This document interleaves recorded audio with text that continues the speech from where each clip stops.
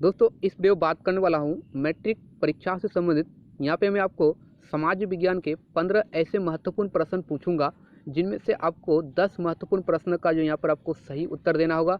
यदि आप इन 15 प्रश्नों में से 10 का सही उत्तर देते हैं तो आपकी जो पढ़ाई है वो आपका अच्छी चल रही है। तो दोस्तों आज की वीडियो को स्टार्ट करने से पहले यदि आप लोग अभी तक इस चैनल को सब्सक्राइब नहीं किया तो आप लोग इस चैनल को सब्सक्राइब कीजिए।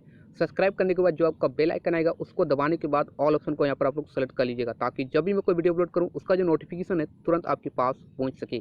तो फिर चलिए स्टार्ट करते हैं आज के इस वीडियो को।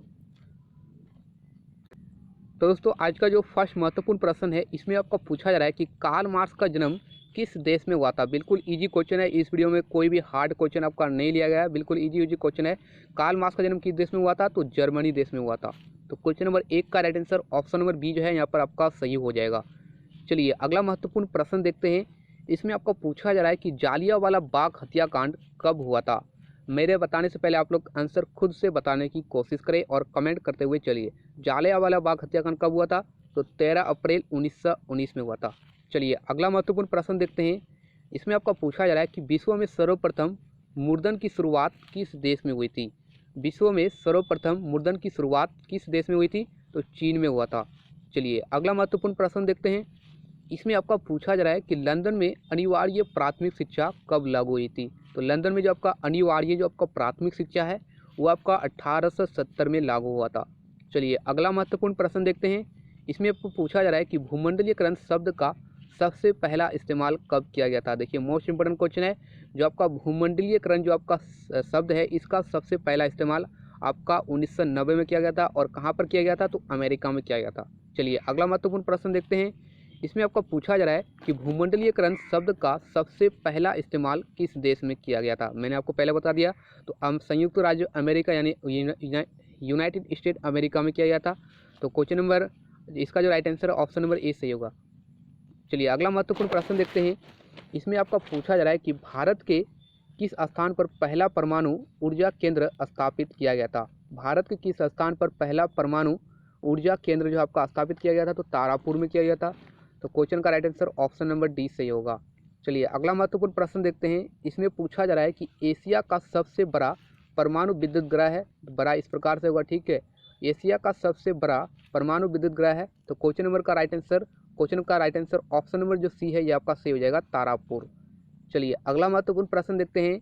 इसमें आपका पूछा जा रहा है कि कौन सा जानवर केवल भारत में ही पाया जाता है। तो क्वेश्चन का right answer option number A सही हो जाएगा। घड़ियाल एक ऐसा जानवर है जो केवल आपका भारत में ही पाया जाता है। चलिए अगला महत्वपूर्ण प्रश्न देखते हैं। इसमें आपका पूछा जा रहा है कि बिहार की सबसे पहली रेल लाइन निम्नलिखित में कौन सी थी।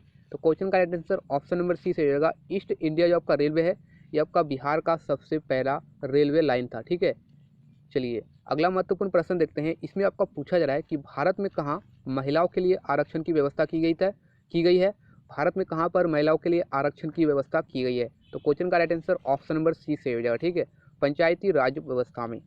चलिए अगला महत्वपूर्ण प्रश्न देखते हैं। इसमें आपका पूछा जा रहा है कि सूचना का अधिकार संबंधी कानून सबसे पहले भारत के किस राज्य में लागू हुआ था? तो आपका राजस्थान राज्य में लागू हुआ था। तो क्वेश्चन का right answer option number B सही होगा।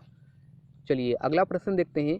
इसमें आपका पूछा जा रहा है कि सूचना का अधिकार संबंधी कानून कब बनाया गया था? तो 2005 में बनाया गया था।